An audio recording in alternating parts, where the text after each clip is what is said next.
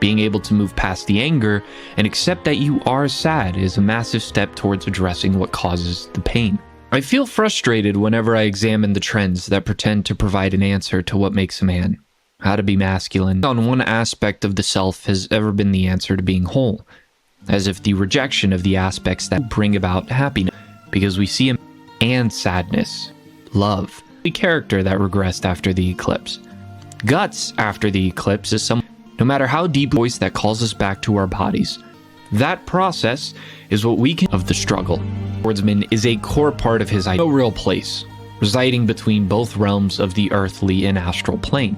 This painful walk is a large part of the story and vindicates the graphic tragedies that acceptance of what has happened, but more on that later. The very human trials and tributes makes Guts and his journey relatable at its core. However, Guts is a main character in a dark... After the recent chapters, I feel as if some of the dislike for the confirmation, as it goes against anything the series has established. If he isn't a completely regular human, that this doesn't box in everybody, the newer chapters, but it's hard not to get that he just isn't a quote-unquote regular guy, which is a very shallow take on a character that means a sword the size of your mother like it's a feather. Guts' idealized version and an exact are not like Guts. We should aspire to be. If anything, we the audience are more akin to Jill and Isidro. People affected and inspired by someone who has endured the impossible and pushes us not to turn to the false hope of a savior in paradise, but to take up our own swords each day and fight our own battles. Guts has always been capable of much, but the fantasy nature of his tale never takes away from the thematic core of what it means to pick up a sword against the overwhelming odds of the universe. Being abused as a child, verbally, physically, sexually, feeling anger, sadness, fear, and the internalization of guilt and shame, being tempted to not knowing why and seeking a reason for your existence.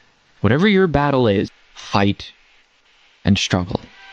Along with the other sentiments we see from Guts, the moments of dialogue that stick from him as a character are the times he questions the struggle, why he endures, what is out there, and where he stands in relation to others that have seemingly One often hears ignorance is bliss, but ignorance is circumstance is what leaves a person in that state often, but there comes a point where one realizes their life without being questioned is not a good state of living.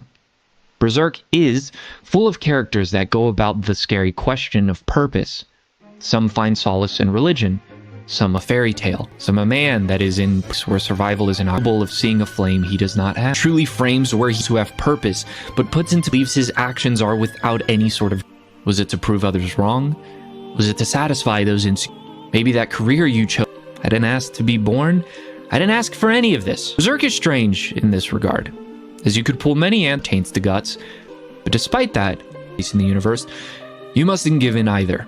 But also, Berserk does show the mistake of being so consumed by your purpose, the pursuit of finding one, that you forget those are. What good is a sword that can protect, lose sight of what it is they need? The chapter Night of Skeleton is a pretty underrated moment where we get to see Guts reflect on all of this.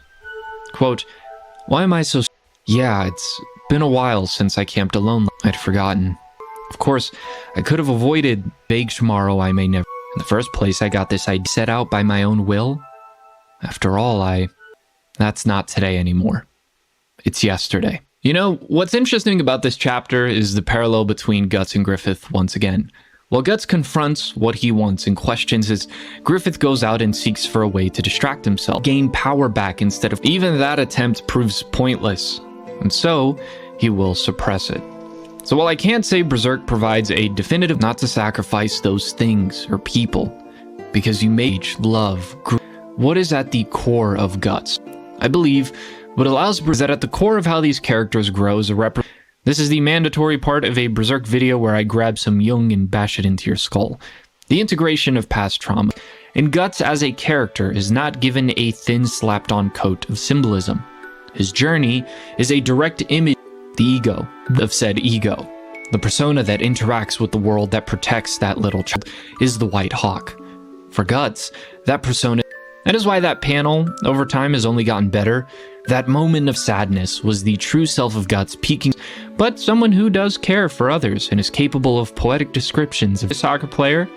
And so instead of college, yes, this year, Add an E after the first A, and that's a banger album. Given it has two very powerful manifestos, are not just an emotional thing. It is the struggle of the battle of the self. Darkness is for Guts as Femto is for Griffith. The tool which he can give into his shadow is the berserker armor, Griffith's being the Bailet. The real clash between the difference is one game. Sorry, you guys can't see it, but every time I wrote anima, this fucking piece of it to anime, and it just, I'll answer that question real quick. What about the anime? We're still waiting on Replica. If the Beast of Darkness is the personified aspect of his shadow, what serves as the... Well, she is her own character, and a tale of regression in the arduous path. Guts, she is what allows him to grow and accept that side of him that his world punished. But Casca provides a different answer. To clarify, I don't believe he projects those things onto her, but that she aids in him integrating those things within himself while narratively serving as that manifestation. Her regress state is nurture her and embrace others and their help. What's fascinating is that Casca causes Guts to wander, serving as a guide for where he goes less one-sided, devoured by the shadow. He said that another character that could serve as very clear representation, just as much as Casca, if not more so due to her actual role in dealing with the berserker armor and pulling Guts back from the Beast of Darkness and being consumed by it, is Shirka. And the shadow has with her in particular, but Shirka is a totally valid answer. To these concepts I was aware of, but I believe it's important. And a year ago I went to I knew I was happy, but I didn't feel, and I was living in a constant state of either neutral or negative. I was screened and clinically diagnosed with, I was like, I didn't go to Vietnam, I just went to school. But the reason, the things buried in the subconscious, and I gained a massive appreciation for story. I've come to my life that I thought, oh man, I don't enjoy this anymore, it's not for me, without really understanding why that was the case. So I'm in a better place now. Yeah, it really clicked how important addressing those things are and how they affect your ability. Yeah, I felt bad for a while not having really a stage in my life where I was capable. And so as for not running away, or any of the power you claw away at to feel like you're in control of your life, or suppression of what makes you, of what has happened, pieces of who you are, anima and shadow. Same way, the anima without the shadow first. One of the weird pros of Berserk's hiatus is that it really adds to the final stages for Guts, with the character that's helped, but to see the light at the end of the curtain, I'm done for good, once before. Not like I once had.